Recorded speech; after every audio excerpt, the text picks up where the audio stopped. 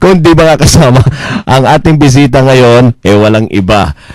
Ang isa po sa napakagaling na abogado at ang kasangga ng ating mga bagong bayani. Mga kasama, well, in fact, libre po ang kanyang ibinibigay na serbisyo sa ating mga bagong bayani, partikular yung mga may kaso, may problema sa ibang bansa.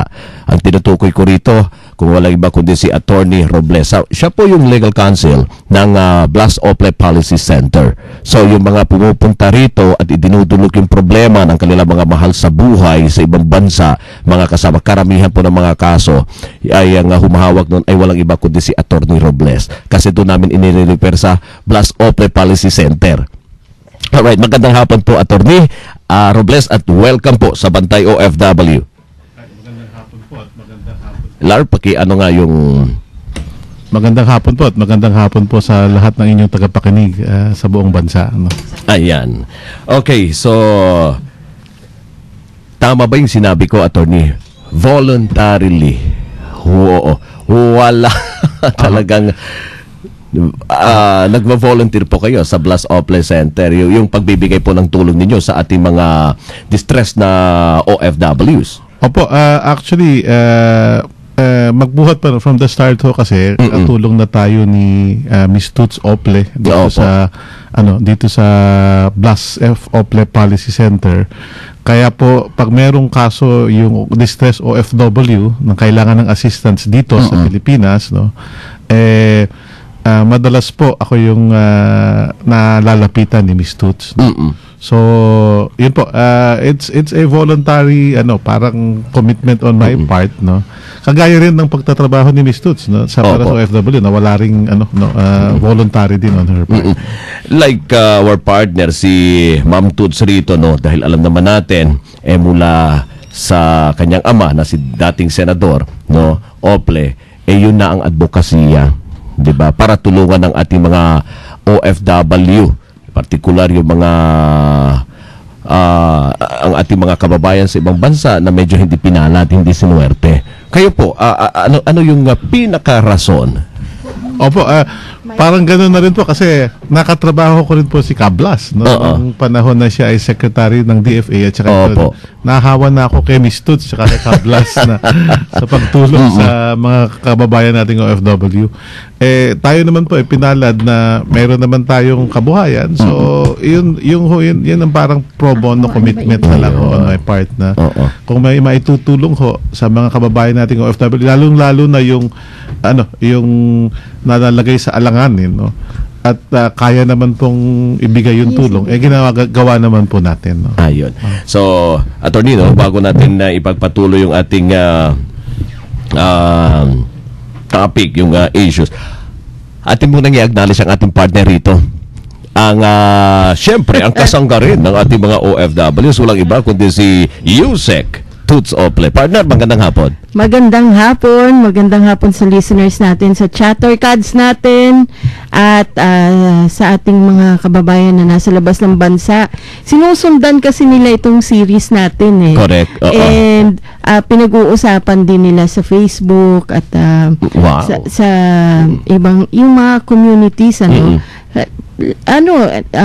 pati sa Saudi Arabia, yung mga nakabantay doon sa tent city natin. So kinakamusta din natin sila, yung grupo nila Kenji, nila Frank Resma. Ayan, nakamonitor din yan. Ito na yung pangatlong araw natin, no? Pangatlong araw sa pero ngayon, meron tayong national and meron tayong isang party list. Ayun. So, isang party list ng ang ating makakasama ngayong hapon. Alright. Going back kay Attorney Robles, yun nga sinasabi ko, partner, kayo, dahil talagang nasa dugo na, no, ang pagbibigay ng tulong, na tinatanong ko rin kay Attorney rito kung ano ba talagang pinaka-rason kung bakit naisipan ni Attorney para tulungan, particular yung ating mga OFWs. Sabi ko nga, Miss Toots, nahawa lang ako sa'yo. Si Attorney Robles kasi, yung ginagawa ni partner, no? Hindi. Nung panahon pa na yung tatay ko, Diyos ko, anong dekada ba yun? Pero yung law office nila, yung Chan Robles, kwento nga ng mga kasama namin. Isang kwarto lang daw yun dati na nagpa-blessing kayo. Oo. Ray? Nung mag-umpisa kami. Oo. Pero ngayon, isa na siya sa, Diyos ko, lahat yata ng nagtatangkang maging abogado kabisado yung Chan Robles, no, sa website nila. Hindi naman. That is because of yung aming virtual law library, no? Oo. Yung karamihan ng ating batas, kung hindi lahat ng ating batas, in-upload namin sa internet para mapakinabangan din ng ating mga kababayan. Correct. Kung mga nagre-research para sa kanilang mga thesis, yung nag-aaral para sa kanilang, may kailangang, yung may kasong personal, no? Pwede silang mag-research doon. Kaya yun yung sinasabi siguro ni Ms. Toots. In fact, kahit kami sa NGO Circle, minsan kasi na-update yung mga batas. Hindi namin masyadong matagal kasing makakuha rin ng kopya So, dun sa chanrobles.com makukuha mo doon. Oo. At hindi lang para sa mga mag-aaral, yung mga kumukuha ng law, para pati maging sa mga simpleng, 'di ba? Tao, pwede rin silang mag-log in doon, attorney, dahil 'di ba, ignorance of the law, excuses noon, dapat alam natin yung batas. Alam mo, yun yung isa naka-encourage ho sa amin. As early as in 1998, kasi inumpisahan namin ho yan. Nung napansin namin, may mga kababayan ho tayo na sumusulat galing sa Middle East, galing sa US, no? At nagpapasalamat. Kaya namin pinagpursigihan ho ito. No? Parang naging advocacy na rin namin na to keep these legal resources available for our countrymen. No? Particularly yung wala dito, yung mahihirapang kumuha talaga. At si Attorney Robles, bukod sa pagiging legal counsel at pro bono ng Blasef Ople Center, ang dami na niya natulungan na OFWs. Siya din ang legal advisor ba ni Senator, legal consultant ni Senator Trillanes. Ayun. Yun. No. And tumatakbo si Senator under Team Pinoy. Tama? Trillanes. Oo. Ngayon naman dito sa kabilang dako, ito ay founder mismo ng Ayoko sa Bawal na Droga Party List Group. In short, ako. Oo. So, i-welcome din natin si Miss Bubot Escueta Sarmiento. Hello, ma'am. Ma'am Bubot, magandang hapon. Magandang hapon po, Yusek Toots and Kuya Rod na lang po. Kuya Rod. Ano ba? Magandang hapon po sa inyo at maraming salamat. Ayun, yun. Okay, thank you. Anyway, ulitin ko po. Take two. Magandang hapon po, Yusek Toots at Kuya Rod, and thank you for inviting me here. At para mabigyan ng boses ng ayoko sa bawal na droga party list. Ayun, okay. Bakit kailangan magkaroon ng party list yung mga ayaw sa droga na katulad nyo, Miss Bubot? Kung tutuusin, meron ng PIDEA, meron ng mga barangay council, yung mga against drugs na campaign sa barangay, ano? May so, batas bakit, na tayo. sino bali ang marginalized sector? We are at advocacy. It's not marginalized. Alright. Okay. Now, bakit kailangan pa sa Kongreso? Meron na tayong PIDEA, meron na tayong lahat ng enforcers, pero po wala po nagpo-focus. Meron po tayo sa Kongreso, ito po Dangerous Drugs Committee na hinahandle na isang district representative na, let's put it this way, kailangan meron nating i-prioritize natin itong sabihin ko ng number one problema na ating bayan. Meron ho dapat na isang nagpo-focus dito. May mga batas na dapat ng baguhin, alisin o dagdagan. Kung in fairness naman sa isang district representative, may hirapan pong i-prioritize niya ito dahil meron siyang distrito na kanyang ipina-prioritize. So, kailangan po natin dito maalalayan pati ang PIDEA, pati ang Dangerous Drugs Board, pati na ang lahat ng involved sa paglaban sa illegal na droga. Alright. Gano'ng katagal na po yung Ayoko sa Bawal na Droga Inc.? NGO po ba ito? NGO po kami. Since 1998 po, niregister lang namin yun ng 2009. Pero since 1999, and DEPA in partnership with the National Drug Enforcement ng PNP, nandiyan na po kami at together with other NGOs like the Rotary International District 3800. Ayan, okay. Kasi dito nagtatanong, iba ho ba yan doon sa MAD ni Richard Gomez? Tanong ni Ibong Galit. Ayan po, tama po yan, Mr. Ibong Galit. Iba po kami sa MAD. MAD was created by the government during the late Colonel General Joel Canzon. Kaya po, noon ho silang nanalo, na-disqualified po sila dahil po, this was a creation of the government. Under the law, hindi po pwede yatang ma-representante na ito ay funded, created by a government agency. Okay. Partner, na sa kabilang linya din natin ang isa pang party list, ang kabataan party list lang na ang kanilang representante, Simon Palatino, Yes. Raymond Palatino. Hi, Mong! Good afternoon, Toots, sa ating mga listeners po. Ngayong hapon po. Ang Kabataan Party List, kayo'y re-election, no? Tama po, we're for our third term. Pero hindi na po ako nominee kasi sino na? overage na ako nasa batas Hindi na ng kabataan. party list. Hanggang 30 lang. Hindi, sino na? Sino na ang Ang papalit yung bagong presidente ng kabataan, si Attorney Terry Ridon. Also a student and youth leader. Ayan, si Perry. Nung kayo ay nakaupo, nung termino mo, Congressman Mong, ano yung number 1 na accomplishment ng Kabataan Party List na pwedeng ipagmalaki ninyo sa mga botante ngayon? Well, ang main agenda, legislative agenda naman namin for better education Kaya yung naging priority rin namin sa legislative work, mga education bills, saka mga education issues. Ang pwede kong i-cite yung engagement namin during budget deliberation. Talagang pinaglaban natin yung mas mataas na funding for state universities and public education in general. Ako, pag tinatanong ako kung ano yung pinakamahalagang batas na dapat ipasa ng Kongreso, yun yung budget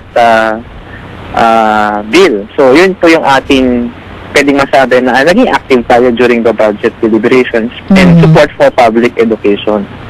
Ayun. Okay. May tanong dito, Mong, sana you can stay on the line, ha? Kasi as Okay, the ma'am. questions come in, so i-spread namin sa inyong tatlo.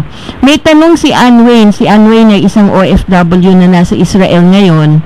Sabi niya, Ma'am Susan, pakitanong naman po kay Attorney Robles kung ano ang posisyon ni Senator tungkol sa UN contingent na na-abduct ng mga Syrian rebels. Okay, dito to sa Actually, apat. correction lang, Golan Heights ito. Golan Heights, oo. Ito parang disputed territory rin, pero sa may Israel yata, no, Ray? Oo. 4 yung na-abduct uli. Yung Golan Heights Yusek Toots, I think isa yan sa mga disputed territories Yes. doon sa na pinag-aawayan ng Palestine at saka ng Israel, no? Na ginawang relocation ng mga Israeli pero ang posisyon ni Senator niya, kagaya din ng ating mga opisyal ng gobyerno, syempre gusto natin na mabalik sa atin itong ating mga kababayan na peacekeepers, no? Kaya na nandyan, no? Na nasa sa ligtas na kalagayan. At I think the government should step up yung negotiations and also ask the UN, no, na to exert efforts para ma-obtain yung early release ng ating mga kababayan, and I'm sure yun ang position din ni Senator Trillanes. Ayun. Gaya sa ginawa nila doon sa unang 21 peacekeepers din. Oo, syempre. Pag ganyan naman, I think lahat tayo nagkakaisa na gusto natin na ligtas na maibalik sa atin itong ating mga kababayan, lalong-lalo na nandyan sila upang tumulong sa peacekeeping mission naman yan. Hindi naman tayo dyan para makipaglaban, kundi tumulong para maiayos nga yung kapayapaan dyan sa parte ng mundo na kung saan sa linaron, sa Golan Heights. Ano naman yung posisyon ni Senator Trillanes kaugnay sa mga iba pang mga peacekeepers natin na sinasabi talagang hindi maganda yung seguridad nila ngayon dyan sa Golan Heights? Yun nga, I think ang principally, the government should engage yung UN, no, to make sure na hindi nalalagay sa alanganin ng ating mga kababayan, no. At I think after evaluating kung ano yung sitwasyon yan, either kung kailangan dagdagan yung pwersa na nandun para hindi nangyayari ito, no, or kung hindi naman sila kailangan na doon, no, kung kailangan i-pull out na, no. So kailangan siguro yung UN itself should assess, no. Kung ganyan na madali silang na-abduct o nabibiktima ng ganitong halos magkasunod lang. harassment, no. Baka hindi na nga ligtas yung mga kababayan natin dyan. Pero in general, I think we should continue with the policy of engagement and of providing ito naman karaniwan itong peacekeepers natin, mga police natin, at mga sundalo. In fact, ito yung sabi ni Ann Wayne kasi sinusundan niya to at nasa Israel nga siya.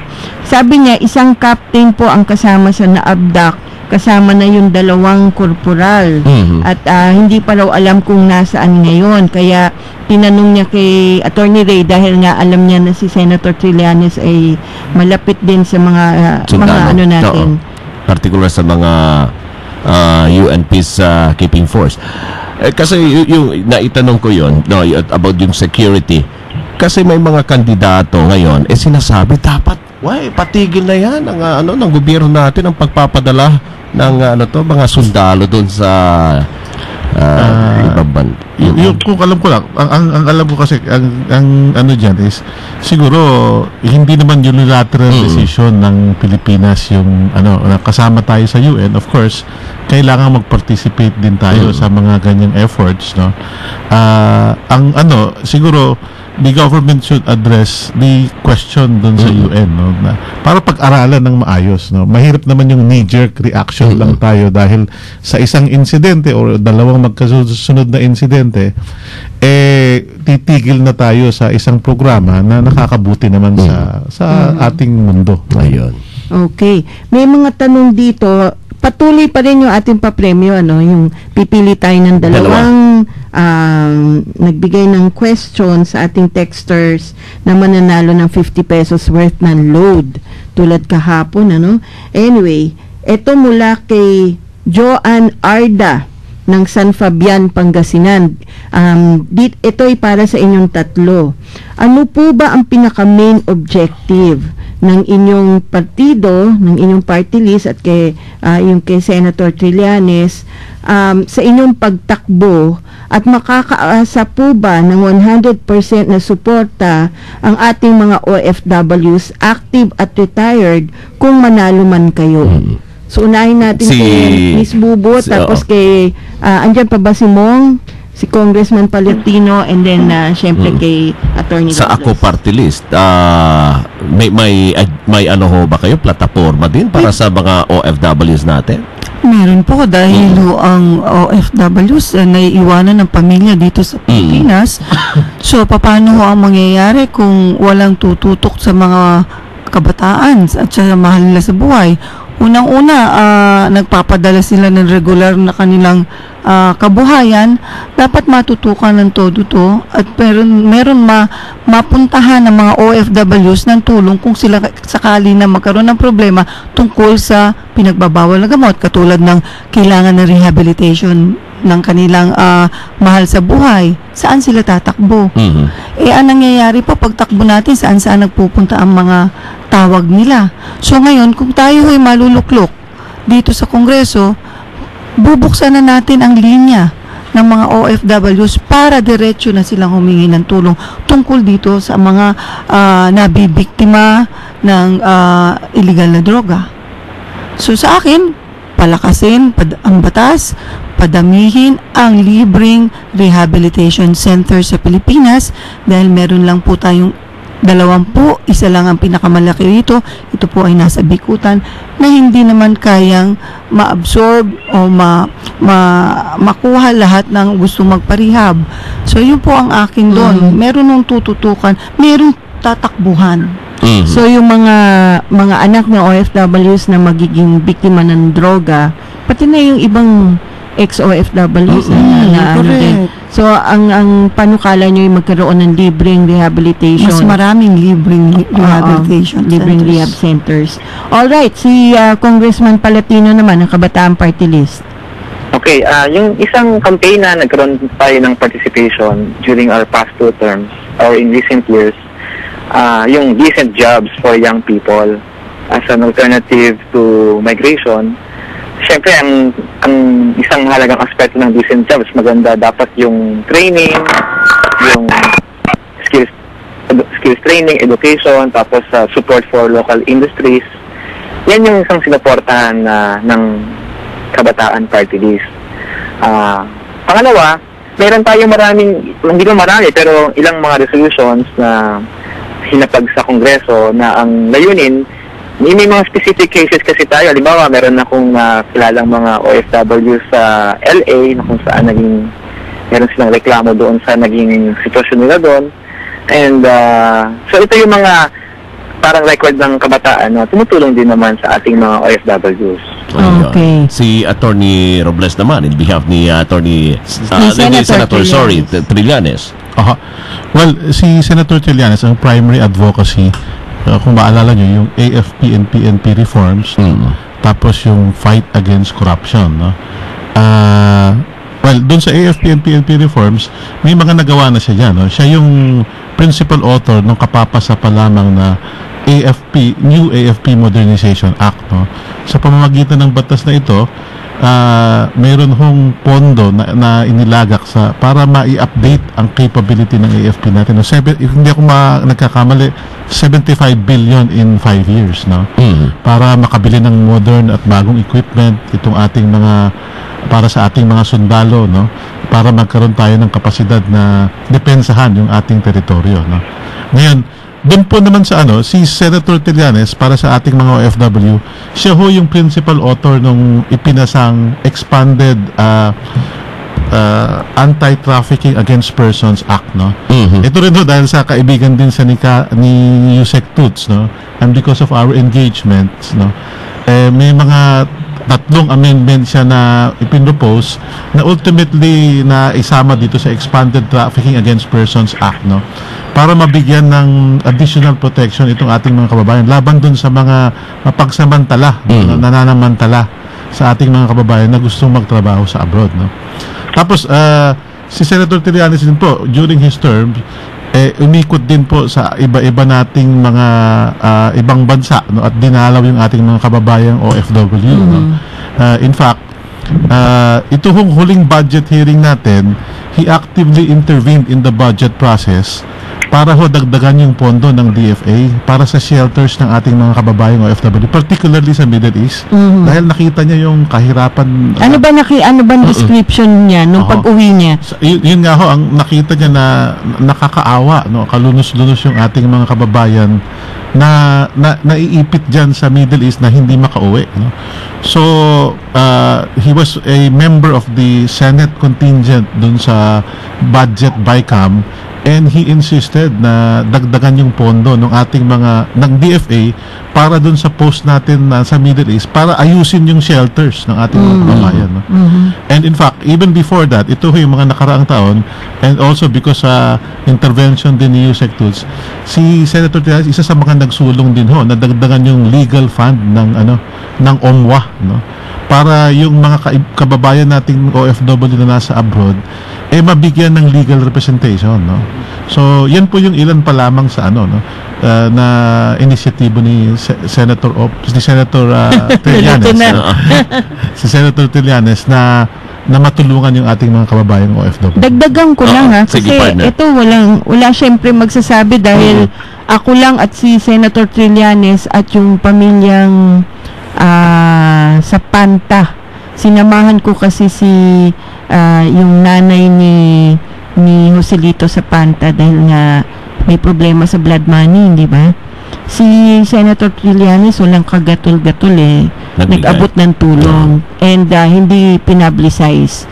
So ang talagang testigo lang doon ako at yung pamilya Yun lang ang pero Yun ang tunay na serbisyo. Hindi na dapat ipaalam sa publiko. Ako magsasabi, yun ho yung estilo ni Senator Trillanes. Marami ho siyang ginagawa no, para sa individual nating mga kababayan, kasama na yung mga OFW na hindi naman, he does not seek publicity for it. No? I mean, sa tingin niya kasi trabaho niya yun eh. Correct. Bakit siya kailangang i-publicize? Isa publiko pa. No? Pero yun nga, yung hong puso't damdamin niya, goes out to the OFWs na mga kababayan natin. And in fact, marami ho siyang proposal pa na hindi pa natin take up ng Kongreso. No? Kagaya po nung proposal niya na magkaroon ng isang OFW retirement fund. No? Kasi ang napansin niya, pagdating dito, pagkatapos magtrabaho ng mahabang taon, nakanganga na yung mga hindi walang pensyon na matanggap. No? Yun ho ang isang lalo na yung nagkasakit.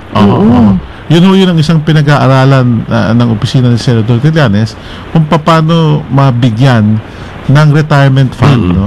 Magkaroon ng ahensya ng gobyerno na tutulong sa mga retirado nating kababayan na matagal na nagtrabaho sa abroad para naman sila magkaroon ng maginhawang buhay in the retirement years. Ayun. Hindi lang puro sinasabi ng ating pamahalaan na malaki ang naiambag ng ating mga bagong bayani sa ekonomiya ng ating bansa, pero pag-uwi, sabi mo nga. Wala rin. So, ang gusto naman ng yan din ang inaasahan ng ating mga bagong bayani. Konting konsiderasyon, kompensasyon para sa kanila at para sa kanilang pamilya din. Alright, ang dami tayong mga tanong rito, partner, mula sa ating mga texters. Nako, inuulan tayo ng tanong rito. Well, siguro, partner, ating babasahin yung ibang mga katanungan. We have here question para sa Kabataan Party List. Meron ding tanong rito para kay Ma'am Bubot ng Ako Party List, at syempre para kay Attorney Robles, representan niya si Senator Trillanes. Alright, ating ibato yung mga katanungan ng ating mga texters, mga kasama partners sa pagbabalik ng ating palatuntunan. OFW ka ba? Kamag-anak mo ba ay nasa ibang bansa? Narito na ang programang para sa inyo, ang tagapagbantay ng mga OFW. Sina Yusek Toots Ople, Attorney Gwen Pimentel at Rod Marcelino. Bantay OFW Nationwide. Okay, mga kasama, 1:45. Naku, napakabilis ng ating oras. 15 minuto na lang at mag-aalas 2 na po siguro, partner, bago natin ipagpatuloy ang ating talakayan with our guest this afternoon. Mula sa Ako Party List, mula naman sa opisina ni Senator Trillanes, ang representante ni Senator Trillanes na nandito rin kasama natin ngayong hapon, at ang Kabataan Party List na nasa kabilang linya. Partner, siguro gawin muna natin ang ating roll call. Dahil 3 araw na hindi natin nagawa. O anong sandali. Noon naghahanap ako rito, partner. Ayun na siguro yung pa din Sandali. Ano bang magandang background music para sa ating mga mahal na mga OFWs na nasa chat room ngayon? Siguro ito, partner, pwede na, no? What makes you beautiful? You're insecure. Aba, gusto yan ni Anway ng ating moderator sa ngayon.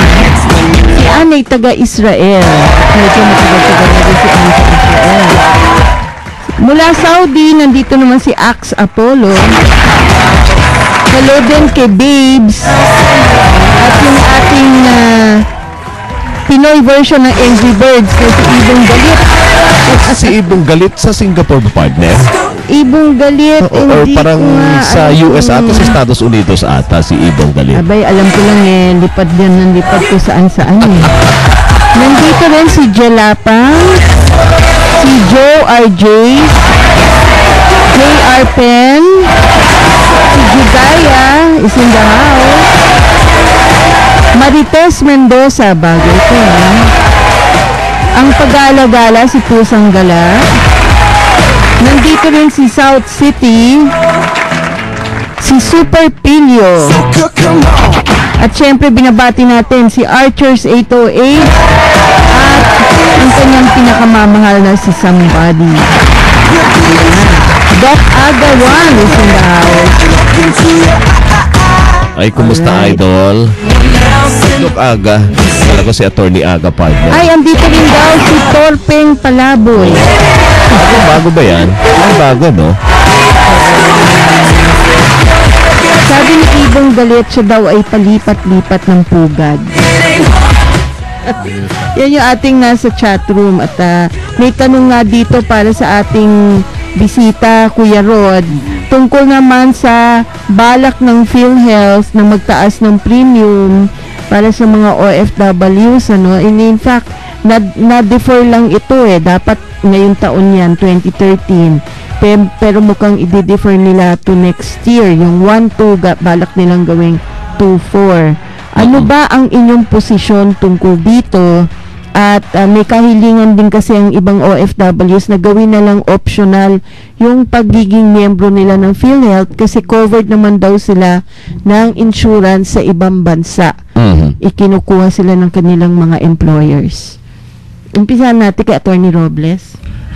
Mr. Ang tingin ho namin dyan, yung ho sigurong dapat na gawing optional na lang, I think it makes sense, no? Kasi kung meron ka nga namang insurance na sa ibang bansa at doon ka tumitigil, no? At covered ka na naman, parang redundant na magkaroon ka Hindi na. magiging doble na. Of course, yung pagtaas ng hanggat maaari, dapat hindi siguro itaas yan, no? Kasi yan kasama na rin siguro sa social responsibility ng gobyerno natin to provide for healthcare, no? Of course, may contribution na yung OFW, siguro pagyamanin na lang yan at i-harness in such a way na ma-maximize yung benefit ng ating mga kababayan, no? Okay. Partner, may overseas call tayo. Ewan ko kung ito ba'y may tanong din siya para sa ating mga bisita. Kausapin natin si Ronnie Quinto mula pa ito Jeddah. Quinton, sorry. Ronnie, magandang umaga dyan sa Jeddah. Magandang umaga rin po, sir. Opo. Magandang umaga po sa lahat ng mga kababayan natin dito sa Pilipinas. Alright. Ikaw ba, Ronnie, ay may katanungan sa ating mga bisita ngayong hapon?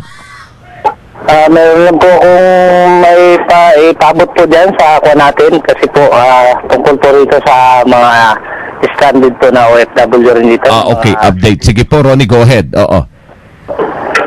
Ako po yung nananawagan po sa ako natin na sana po maagaran pong mabigyan ng mabilis na kung po yung kalagayan namin dito.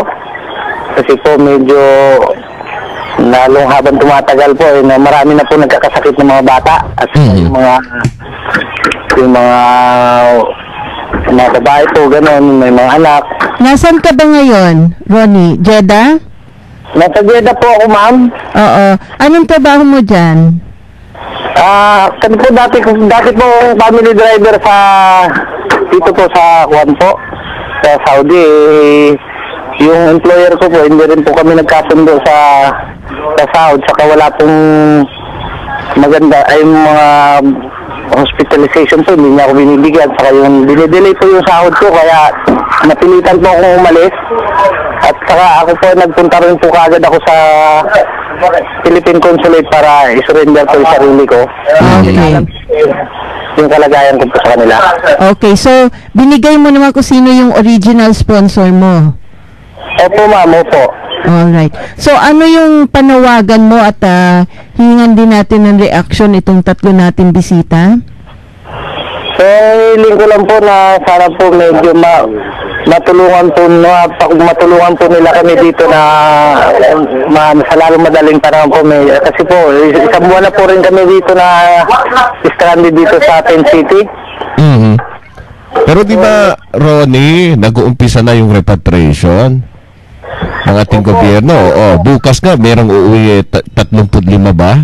35 na mga undocumented? Batches By batch, Yun nga po ang nakongo. Pero dito po sa amin sa baba, sa taas po may mga babae na rin po doon sa taas. Napupuno na rin po yung lugar nila ron. So dito po sa baba, medyo wala pa rin pong nababawasan. Oo, pero ang pagkaalam ko, kasi in touch ako kay Ambassador Esa Dintago, sabi nga niya, hindi din kasi dalawang gobyerno ito yung gobyerno natin at yung gobyerno na Saudi. Ngayon, hindi rin naman pwedeng paspasan gawin dahil may proseso sa Saudi side. Kaya ang usapan ay may quota na binigay sa Philippine government para sa ating mga undocumented. So, by batches yung ginagawa. So, Ronnie, Apo. oo. Sabi mo nasa Jeddah ka, so nakikipag-ugnayan ka naman sa Philippine Consulate natin? Opo, nagkikipag-ugnayan rin po kami, lalo sa yun, nagkikiramdam rin po kami kung paano yung pagpuproseso nila. Oo. So, ito po namin yung kinakatakutan po namin yung mga darating na crackdown nitong yung Saudi. Paano na lang po kung halimbawa dumating po yung time na yun, pag nasa labas po kami, baka dumadamputin na kami, lalo lang magkaroon ng problema po. Oo. Okay. Mga ilan ba kayo dyan sa labas, Ronnie? Actually po, nasa 2,000 na pong kwanto Padagdag na mga Riyadh, Damam, dumarating na rin po rito. Bukod yung mga nasa rooftop ngayon ng embahada, ha? Bukod po siguro yun kasi nakita ko po roon, puno na rin po din yung mga babae at saka may mga anak po na nasa taas. Oho. Pero may isa pang kukunin yung embassy natin. Na lugar para din, para sa kanila. Yes. Okay, Ronnie, yun ang panawagan mo sa ating mga bisita, yung tulungan kayo dyan. Yun po ang hinihiling po namin na sana po may po kami rito. Ikaw ba'y miyembro ng migrante? Ako po ay membro po ako dyan po ng headline po sa under Joseph Lagma po sa DW. Alright. Okay. Maraming salamat, Ronnie. Maraming salamat po sa inyong lahat po dyan. Sana po tulungan niyo rin po kami. Hayaan mo, Ronnie. Aming ipaabot yung panawagan nyo sa kinaukulan. Ha? Pero dapat makipagtulungan kayo sa embassy, ha? Lagi naman po kaming nasa ng consulate po. Alright. Okay. Sige, Ron, mag-ingat kayo dyan, ha? Maraming salamat po. Sige, thank you very much. Si Ronnie, mga kasama, mula Jeddah pa yun yung tawag. Tumawag siya para ipaabot lang yung kanilang panawagan. Okay, unahin natin si Atty. Robles. Atty. reaction po sa panawagan ni Ronnie sa ating gobyerno. At yung nangyayari sa ating mga kababayan dyan, nasa tent city sa nakakalungkot na nagkakaroon ng ganyang napakaraming Pilipino na hindi makauwi, no. Pero sabi nga ni Ms. Toots, kasi ito parang dalawang gobyerno ang nag-uusap dito and I'm sure our government is trying to do its best, no. Hindi ganun kadaling i-resolusyonan, no. Meron din kasi yung iba dyan sa ating mga kababayan dyan, yung mga illegal na nakapasok na no. So I think the burden is with the DFA na siguro to step up yung negotiations para magkaroon ng yung solusyon na hindi na babalam ng matagal yung pag-uwi ng ating mga kababayan. And yun na, siguro yung effort ng ating mga dito halal na opisyal na tignan din yung sitwasyon na yan, no, para kasi sabi nga ni pag nagtagal na ganyan, yung mga bata, yung mga may edad nagkakaroon ng sakit, no. And I think it's the obligation of the embassy to make sure na they're attended to properly.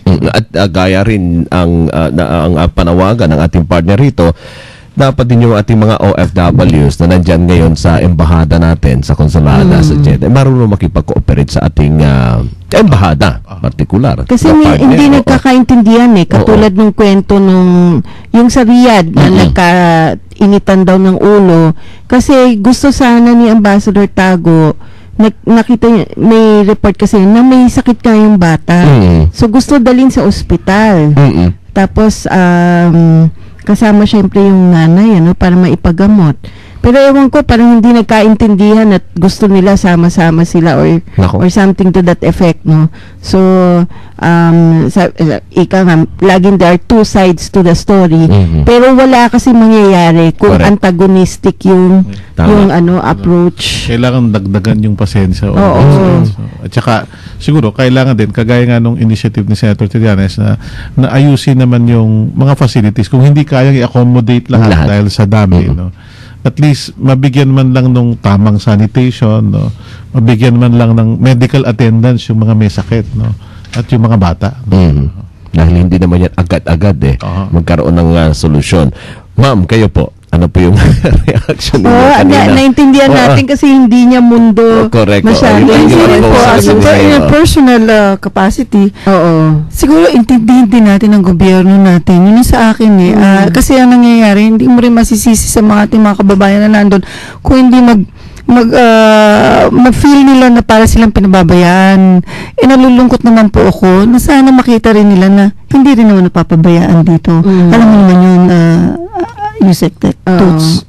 Hindi po ba? Kaya, kailangan lang cooler heads siguro. Pero siguro pag nandun ka na, mahirap no?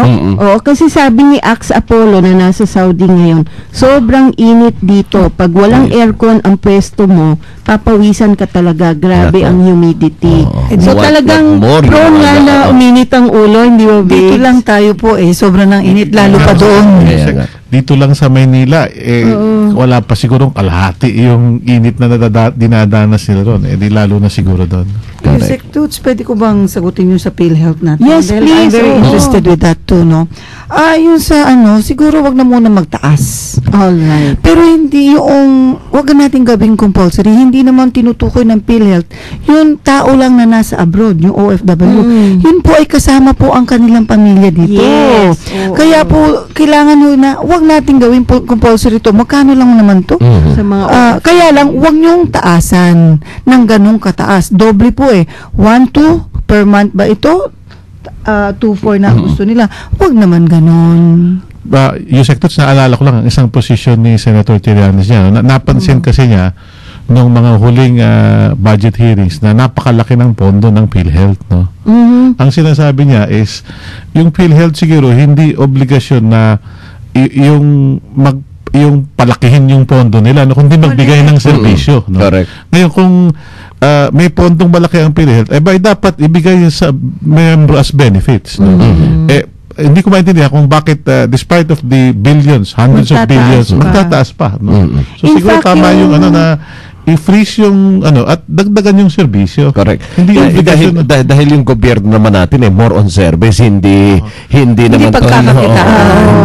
In fact, yung ibang OFWs kasi, isulong ko lang batay sa sinabi mo, Miss Baby, yung iba kasi covered na yung pamilya nila dito. So, naguhulog na yung mga pamilya nila. Sila 2 years away. Hindi naman nakakabakasyon yan So, tapos, syempre, sabi ng PhilHealth, pwede naman kayong mag-claim kung magkasakit kayo sa abroad. Paano yung domestic worker? Hindi naman makakaalis yun para bunuin yung kanyang mga requirements. Papadala pa niya. So, kasi ang dami pang etche-boreche. tapos tataasan pa sila ngayon. Ang tanong yan, yung bang pagkaka-hospital na sa abroad, babayaran ng PhilHealth, no? Kasama daw po yun. Base sa rate dun sa abroad. Mukhang may question. Hindi, sa percentage. Let's be fair, no? Hindi yung sa kinakampihan ko ang PhilHealth dahil na-witness ko naman na maraming serbisyo silang binibigay, no? Pero tingnan natin, kung kailangan pa na maraming pag-aaral tungkol dito sa contribution ng mga OFWs, pag-aralan pa natin. Hindi yung, sa akin, hindi po pwede natin. Ano yung patas? Yung patas lang tayo. Hindi natin pwedeng katin ng ganun dahil ikaw, ako, tayong lahat, we're part of the PhilHealth thing too. Nakikinabang din po tayo. Katulad ko, inoperahan ako. Gumastos ako ng 80, nabawasan ako ng 20. Napakalaking bagay po yun. Ngayon lang sa akin, sa mga OFWs naman, dapat pag-aralan. Sabi nga, yung ibang mga kanilang kamag-anak dito, ang kanilang immediate family ay meron ng PhilHealth ng sarili dahil nagtatrabaho na. Paano po yung mas marami pang naiwanan na minor pa ang kabataan? Ayun. Alright. Tanungin din natin si Raymond Palatino. Si Kong Palatino. Kong, tungkol sa PhilHealth, magtataas daw ng premium. Yung sa muna, yung sa Saudi, no? Okay, oo. Okay. Naalala ko kasi in the past 2 or 3 years, yung isang issue ng mga migrants groups pagdating sa budget deliberation for the DFA, yung nireklamo nila either kulang or binawasan yung assistance to OFWs or kung paano i-beef up yung budget ng ating DFA para mas lalong makatulong sa mga kababayan natin na may ganyang mga sitwasyon. So, yun, habang dinidiscuss nyo kanina yung sitwasyon sa Saudi, naalala ko bigla yung ilang mga budget discussion regarding this issue. So, maybe this coming budget deliberation, again, it makes sense yung panawagan ng migrants groups na i-review yung budget na yan. Yes. Pangalawa, At sana Raymond, pakisabi kay Perry, dagdagan din yung bilang ng social welfare attaches. Kasi katulad yan sa Jeddah at sa mga bata at mga kababaihan may special handling din yan na ang social workers natin ng DSWD at least maalam sa ganyan. Tama po. Maganda pong suggestion saka reminder yan. No.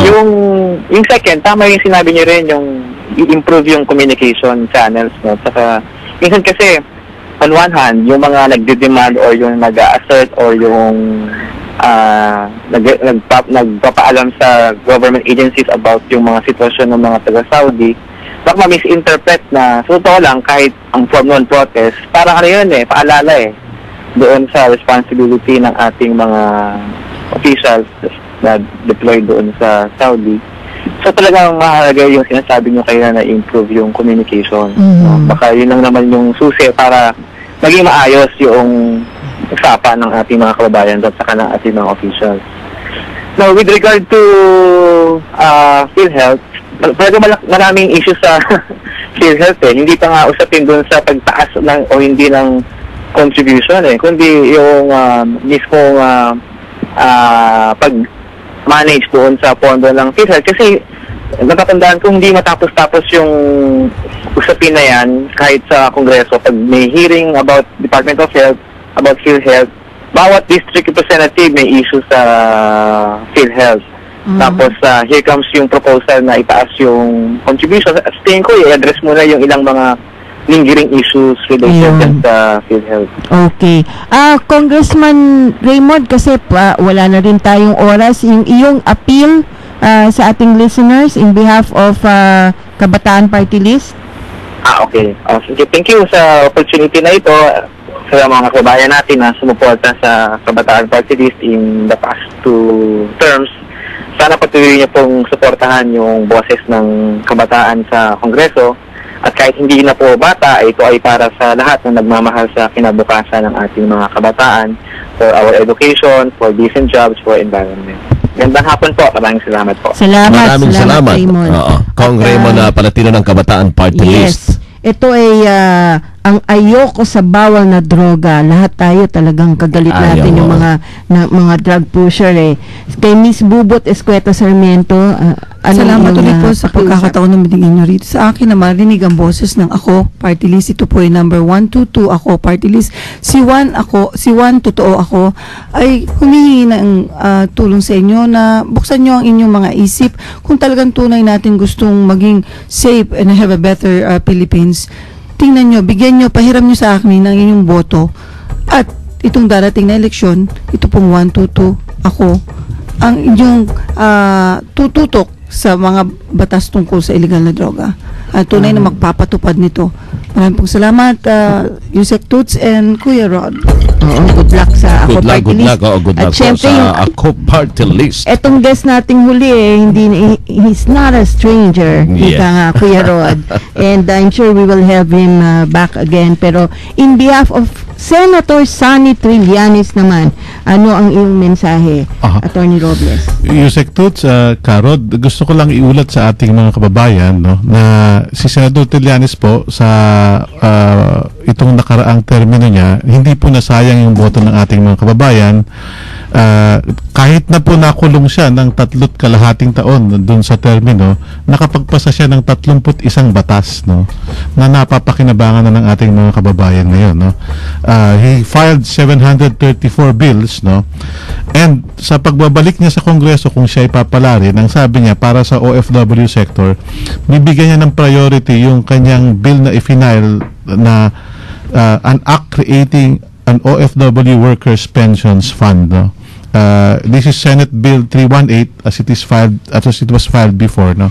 Tapos gusto ko rin to take this opportunity, Katuts, kung okay lang, no. Go ahead. Mayroong isang vicious black propaganda na umiikot ngayon, no, sa iba-ibang, particularly sa kampo ng AFP at PNP at saka sa public in general, na nagsasabi na may bill daw na isinampa, ipinasa si Senator Trillanes para mabawasan o para hindi na madagdagan yung benepisyo ng ating mga pensioners, no, o mga teachers at mga hindi po totoo ito, no. Wala pong katotohanan to. Sabi nga ni Senator Trillanes, there is no such bill filed in Congress. No? Marami hong ibang senador pang dinadamay dito, pero ang particular na target ay si Senator Trillanes. Sabi nga ni Senator Trillanes, walang matinong legislator ang magfa-file ng ganong klase ng bill, no. Siya ho bilang hinalal ng taong bayan, ang inaakda niyang mga batas ay yung makakatulong sa ating mga kababayan, no. At just to mention a few, no, si Senator Trillanes co-author nung sinasawag na salary standardization law, no, na nagbigay ng increase ng salary ng ditong 3 sunod-sunod na taon sa ating mga kababayan, no. At may mga bill ho siya na pending para taasan yung combat duty pay, hazard pay, at kahit ho yung para sa ating mga teachers, yung bill niya na to increase yung salary grade ng mga teachers natin from salary grade 10 to salary grade 20, no, para madoble yung sweldo nila.